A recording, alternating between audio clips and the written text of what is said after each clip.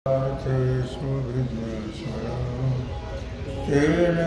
ब्रह्मरुदादिकवै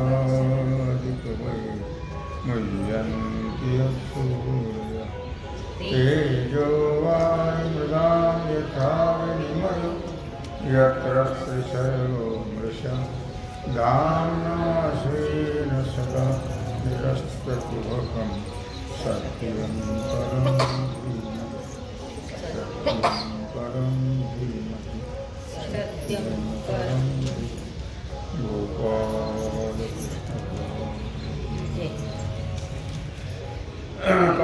कुठल्या वेळी झाली का?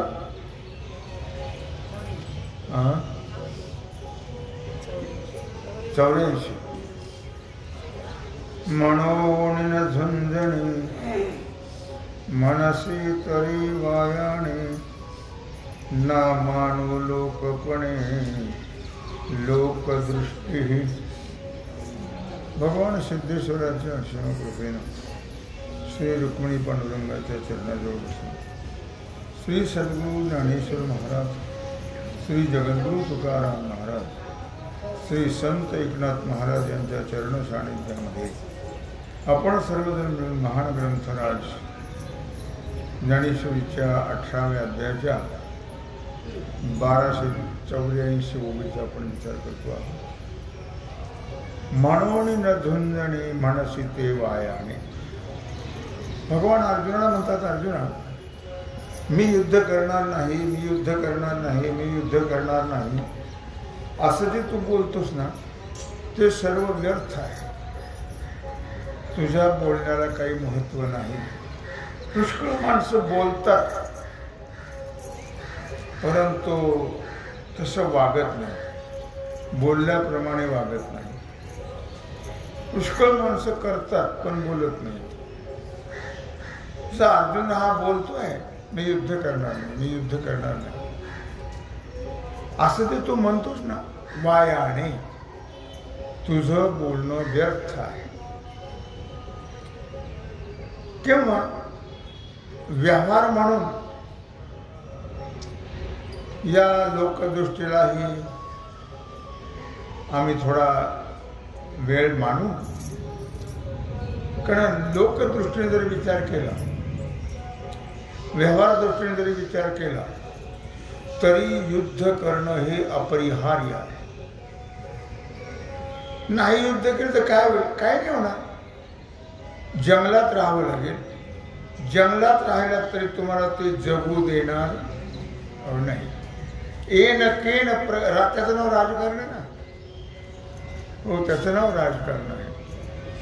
राजकारणात असाच अनाचार, अत्याचार, भ्रष्टाचार असतात. राजकारणात किती लोकांची खून केली तरी त्यांना काही त्याचं दुःख वाटत. फक्त पैसा मिळाला पाहिजे ना. काय कोणी तो सरपंचाचं काय झालं, 2 कोटी रुपये मागितले होते, त्याला तो आडवा आला आणि म्हणून त्याला कापून टाकला. म्हणजे अशा प्रकारे हे राजकारण आहे. जरी तू म्हणत असशील नाही युद्ध करेल, नको, पण तुला ते राजवाडे ते राहू देणार नाहीत. जंगलात राहिला तरी जंगलातही राहू देणार नाही. तिथं सुद्धा तुमचे मुर्दे पाडल्याशिवाय सोडणार. कौरव आहेत ना ते. शेवटी कौरव जातीचे लोक आता आहेत ते आणि राहणारच. ते कौरव जातीचे जे लोक आहेत काय ते कधीही त्यांची वृत्ती, त्यांचा स्वभाव ते कसायसारखेच असतात. कौरव जातीचे लोक, त्यांना काही दया माया हा प्रकार आली, दया नाही आली. तरी काही लाज वाटली द्रौपदीला जेव्हा सभेत आणलं आणि लग्न करण्याचा प्रयत्न केला, त्यांना काही वाटलं? अरे तुमचीच आहे ना, तुमची जाईल का नाही याचंही त्याला काही वाटत नाही. तेव्हा भगवान सांगत आहेत की तू म्हणतोस ना युद्ध करणार नाही, नको करू, पण पुढचा विचार कर. हे तुम्हाला जगू देणार नाही. त्यांना माहिती आहे हे केव्हा ना केव्हा तरी हे करणारच युद्ध, कारण की आमचं राज्य घेणारच ते. राज्य तर अर्ध यांचं आहे, अर्ध त्यांचं आहे. भगवंत कसे गेले ते शिष्टाई करायला? भगवान शिष्टाई करण्याकरता गेले की बाबा कशाला एवढं लोकहानी करता, कोट्यावधी लोक मरतील, तेव्हा तू अर्ध राज्य कायद्याप्रमाणे त्यांना दे आणि अर्ध राज्य तू घे. कायद्याप्रमाणे आहे. तू म्हणलं जमणार नाही. बरं न जमू दे, 5 गावं देणं कमीत कमी. तू म्हणलं जमणार नाही, 5ला 5 गावं देणं. 5 गावं? त्याला माहित नव्हतं भगवान कोण येते. सुईच्या टोकावर बसेल एवढी सुद्धा माती देणार, सुईच्या टोकावर बसेल एवढी माती देणार. गाव काय घेऊन होत. मग शेवटी भगवान बोलू लागले. भगवान बोलू लागल्यानंतर तू म्हटला काय रे हा गावळ्याचा माणूस, पकडायला याला धरा, टाका बेळा टाका तोंडात नेऊन. मग तिथं भगवंतानी आपलं रूप प्रगट केलं आणि सुदर्शन चक्र सोडलं. मग मात्र सगळे थरथरा कापायला लागले. त्याच वेळी गच्छंती केली असती भगवंतांनी. सगळ्यांना किती वेळ लागतो? सुदर्शन चक्राने एका सेकंदाचं काम आहे. तरी पण भगवंतानी आवर घातला. कारण त्याचा अवतार तिथे करताय, परित्राणाय साधूनां विनाशाय दुष्कृतां धर्म संस्थापनार्थाय संभवामि युगे. त्याचं कार्य भगवंत ते कार्य आहे, त्याच्याकरता भगवान अवतार येतो. तरी पण त्याने संयम बाळगला. शिशुपाळाने 100 शिव्या दिल्या तरी संयम बाळगला. 100च्या पुढे ढकलायला लागला. मग मात्र ठरल्याप्रमाणे सुदर्शन सोडलं आणि त्याचा मुलगा पाडला. भगवान बघतो तोपर्यंत बघतो. आपल्यासारखं नाही उतावळापणा भगवान. भगवान के घरे देर है पण अंधेर नाही. हो, उशीर त्याचं भरूच तर वाट पाहतो. तुम्ही काय वाटतं ते केलं तरी तो त्याला शिव्या द्या, दुनिया करा, त्याला राग येत नाही, तो काही म्हणणार नाही. फक्त मोजत राहील अपराध. आणि पूर्ण अपराध झाले की मग मात्र तो सोडत. भक्ता राखे पाया पाशी दुर्जनाशी संहारी. आता आजचा आवाज चांगला वाचला. काय काय भाषे आली म्हणून आवाज आला. नाही ह्यो लावला असता तो भारी आवाज. ह्यो लावला असता ना अहो त्यातही पुन्हा चांगला स्पीकर त्यांच्याकडे टाळकडे मला लक्षात नाही आलं माझ्या. आणि जो चालत नाही तो माझ्याकडे. पुन्हा त्याचा आवाज कमी केला या लोकांनी. सगळा बोऱ्याच ऐकलं नाही कीर्तन नाही ऐकलं. इथं नाही ऐकलं मला.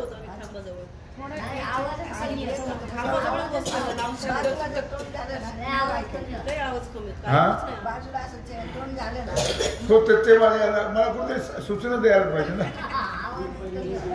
काय फार कालचा कार्यक्रम न होतो ना, कोणी सांगितलं नाही आजपर्यंत आणि पुढे सांगणार नाही. रामाचा काल आहे ना तो. आपल्याकडे कृष्णाचा कालाची पद्धत आहे.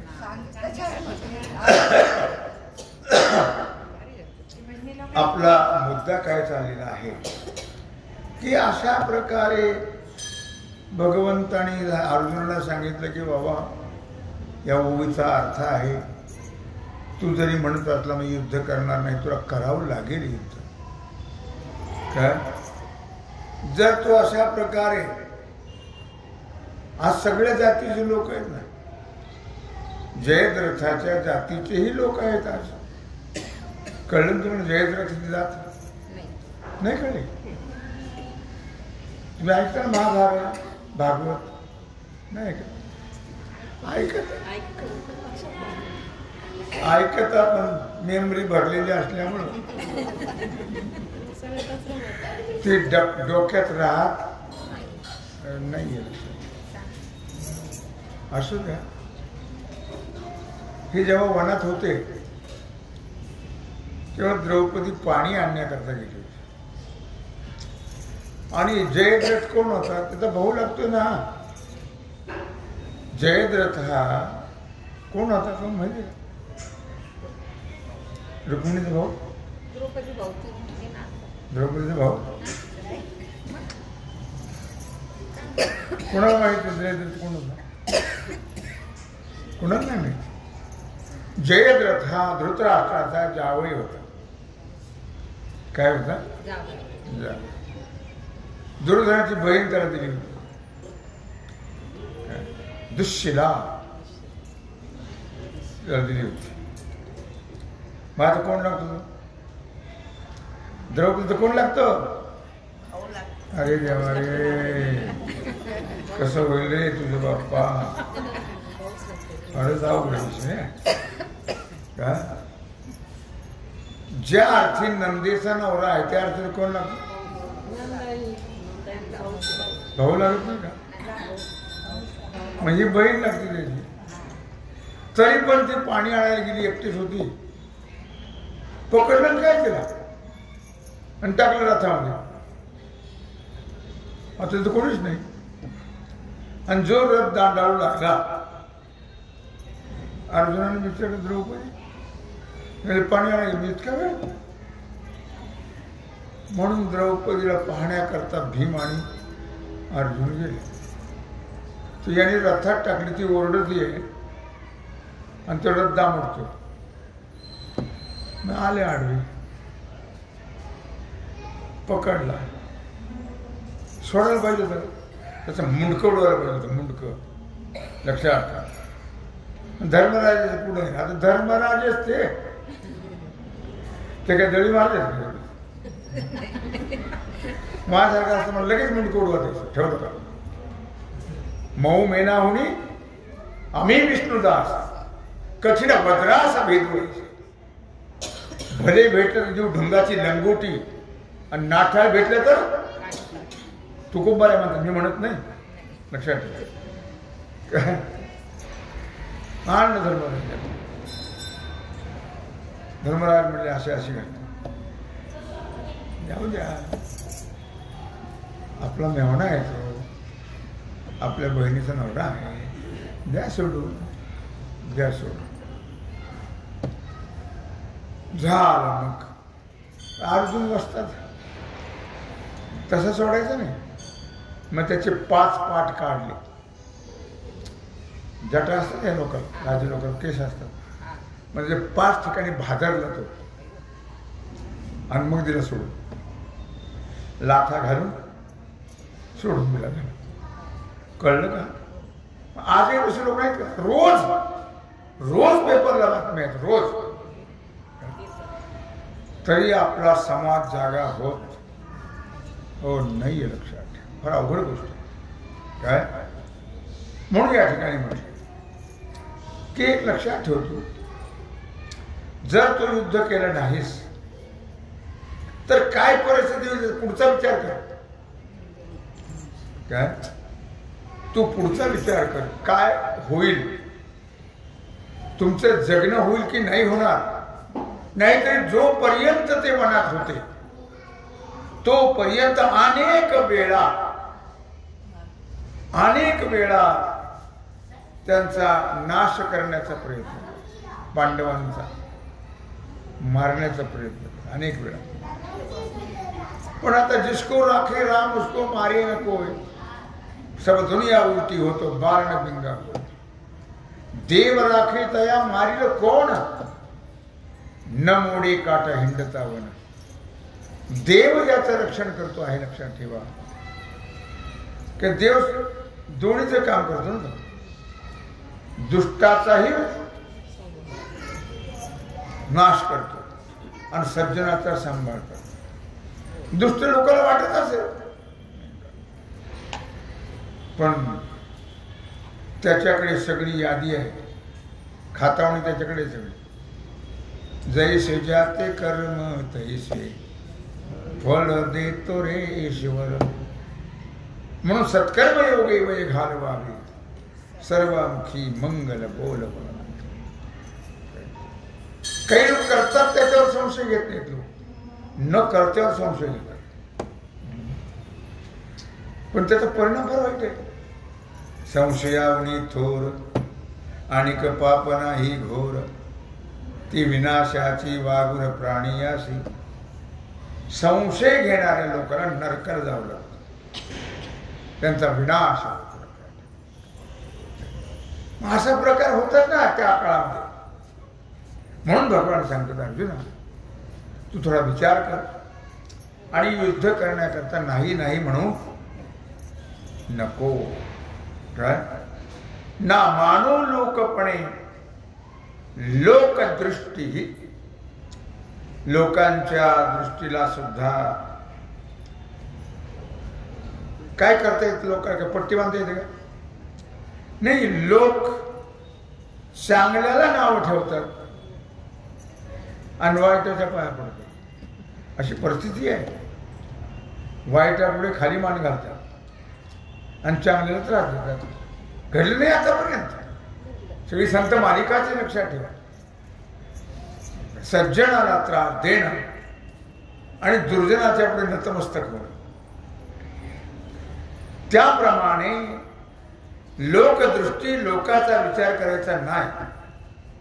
कारण लोक हे कसे आहेत, महाराज म्हणतात लोक तैसा ओक धरता धरवे. लोक हे वांतीसारखे, काय वांतीसारखे. लोक तैसा ओक धरता धरवेला. वांती कधी हातात घेतात का? तसं लोकाला कधीही त्याला जवळ घेऊन त्याचा स्पर्श होऊ नये. अशा लोकांचा स्पर्श झाला तरी धोकाच आहे. म्हणून तरीन झुंजे ऐसे निष्ठंकिशी जे मानसे, ते प्रकृती अनारिसे करविलची. तुझंही म्हणत असतात नाही युद्ध करणार, नाही युद्ध करणार, नाही युद्ध करणार. पण एक लक्षात ठेव, जरी तुझ्या मनाने निश्चय केलंस मी युद्ध करणार नाही, तरी परंतु तुझ्या या निश्चयाला विरुद्ध तुझी प्रकृती आहे. तुझी प्रकृती कोणती आहे? क्षात्र प्रकृती. ती क्षात्र प्रकृती जी आहे ती तुला गप्प बसू देणार. ती प्रकृती अनारिसे करविलची. तुझ्या शब्दाला ती जागणार नाही. त्या विरुद्ध तुझ्या स्वभावाप्रमाणे, तुझ्या प्रकृतीप्रमाणे तुला युद्ध करावंच लागेल.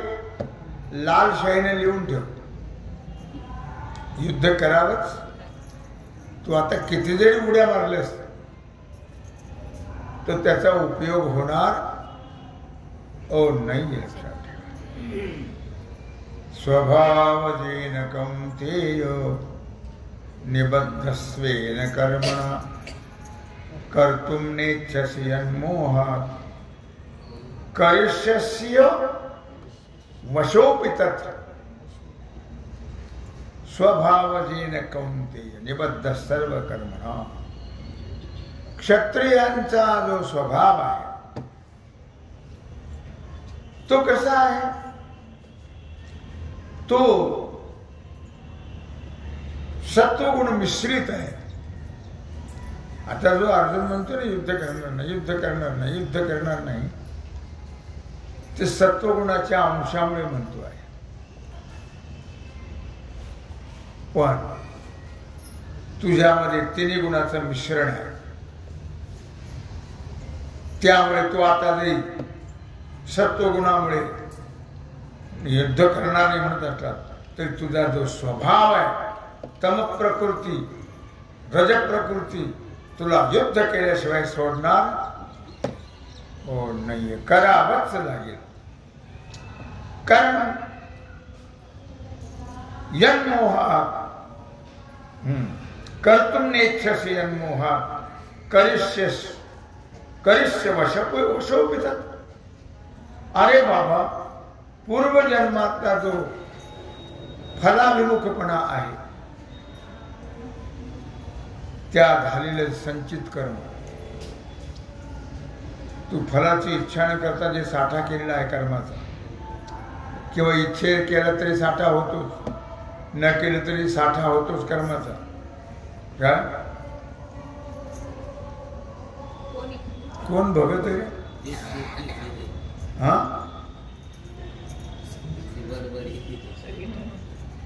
तेव्हा राहून जात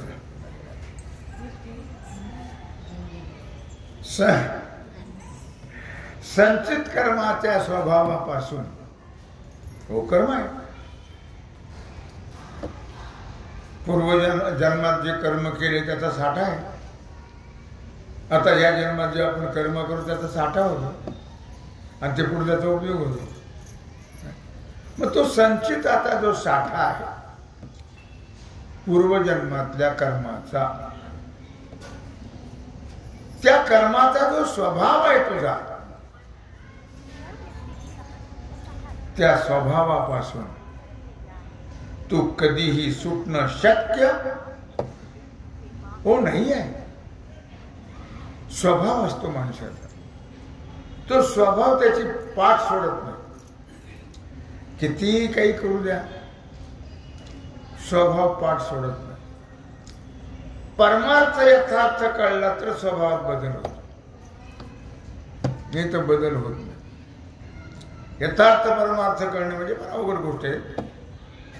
काय अगदी व्यापक बोधावरती जाणं, अभेद बोधावरती जाणं, अद्वैत बोधावरती जाणं इतकं सहज सोपं हो नाही आहे। त्या बोधावरती गेल्यानंतर मात्र तो काहीच करू शकत नाही। का तर त्याला एकच दिसतं, फक्त परमात्मा। त्यामुळे सर्व विकृती नष्ट होऊन जाते, पण तिथपर्यंत पोहोचण्याचे प्रयत्न मनुष्य करत नाही आणि तिथपर्यंत जाण्याचीही त्याची इच्छा नसते।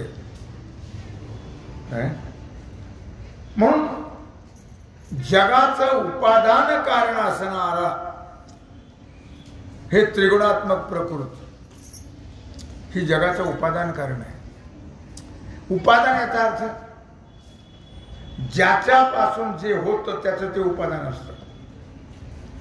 काय अधिष्ठान, उपादान। मग त्या प्रकृतीचा, मायेपासून जग झाले, जग प्रकृती किंवा मायेचं कार्य आहे, लक्षात ठेवा। म्हणून त्या प्रकृतीच्या स्वभावाप्रमाणे किंवा त्या प्रकृतीच्या स्वभावापासून निर्माण झालेलं जे स्वतःच कर्म, कर्म जे मनुष्य करतो ते स्वभावाप्रमाणेच करतो, त्याला सुद्धा स्वभाव लागतो। सगळे लोक वारीला जातात का? नाही, त्यांच्या स्वभावात नाही। ते कसे जातील? ते ज्यांचा स्वभाव तो आहे तेच ते कार्य करू शकतात, लक्षात। सर्व ते कार्य करू शकत हो नाही आहे। गोड बोलत जा, गोड बोलत, कसा काय गोड बोलत? त्याचा स्वभावच आहे तो असुरी, तो कसा गोड बोलेल? मनुष्य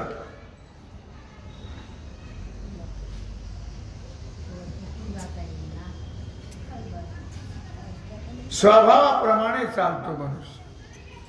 काय त्या स्वभावामध्ये बदल होत नाही, बदल करत हो नाही, लक्षात। ते स्वभाव कशाप्रमाणे? कर्माप्रमाणे।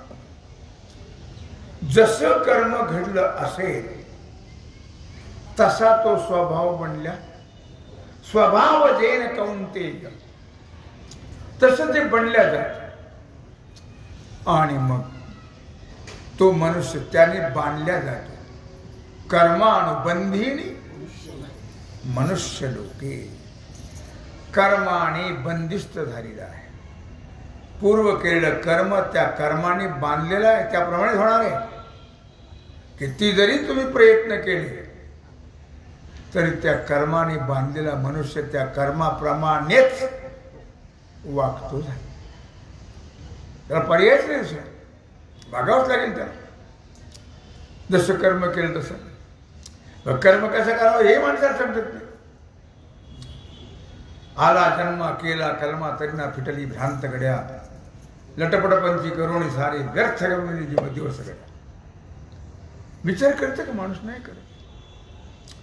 मनुष्याच्या ठिकाणी गुर्मी आहे, मद आहे, घमेंड आहे, गर्व आहे, अभिमान आहे, ती त्याला नीट वागू देत हो नाही आहे. तो त्याचा स्वभाव आहे. तुम्ही किती सांगण्याचा प्रयत्न करा पण ते सोडतच नाही, सोडत नाही.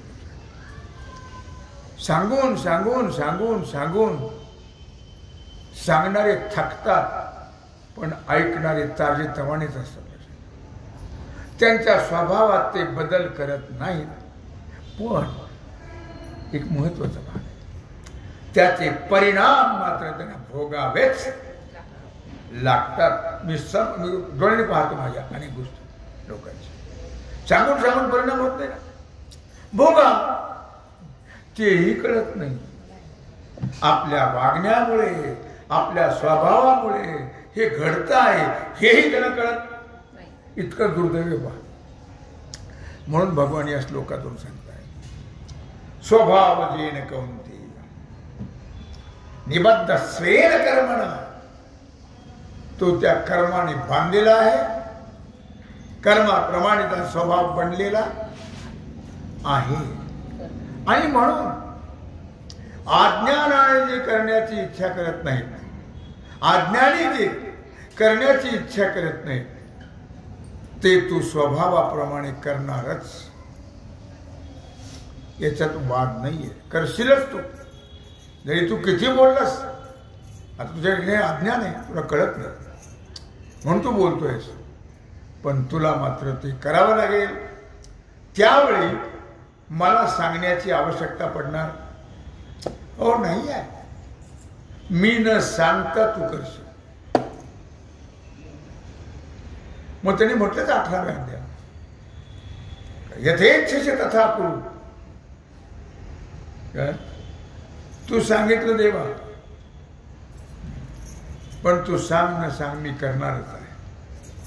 करिष्ये वचनं तव. मी तुझ्या म्हणण्याप्रमाणे तेव्हा नाही मला मी बोललो तसं विरुद्ध बोललो, पण आता मात्र मला कळलेलं आहे. आता करिष्ये वचनं तव. तू म्हणशील त्याप्रमाणे करणारच मी. आता तयार झाला. काय जोपर्यंत त्याच्या ठिकाणी भ्रम होता हे माझे आहे, तुझं कोण आहे वेड्या? नष्टो मोह स्मृती लब्ध तत्प्रसादान मयाच्युत. काय नंतर गेला तो मोह त्याचा. 18व्या अध्याय सांगितले तोपर्यंत त्याला कळत. म्हणून असं बोलत होतं. कळल्यानंतर मात्र तयार झाला. काय ते पूर्वी वाहता पाणी पविदेश पश्चिमेची वाहणी, तरी आग्रह उरे ते आगी आणि आपुलिया लेखा. दृष्टांत देतात. पूर्वी वाहता पाणी, पाणी कुणीकडे वाहत नेहमी. खालाला धावे पाणी. जिकडे उतार आहे तिकडे पाणी धावत असतं.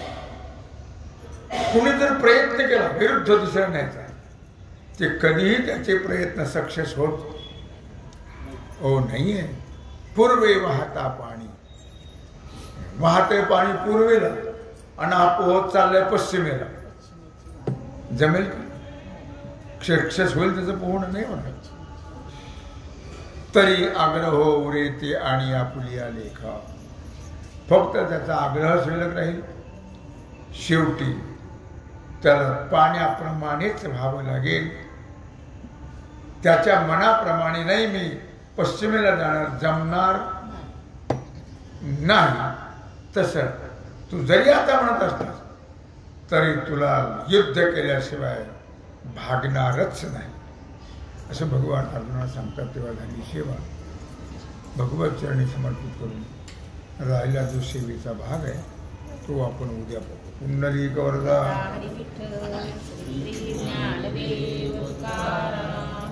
ओम नमः पार्वतीपते हर हर महादेव. आता विश्वास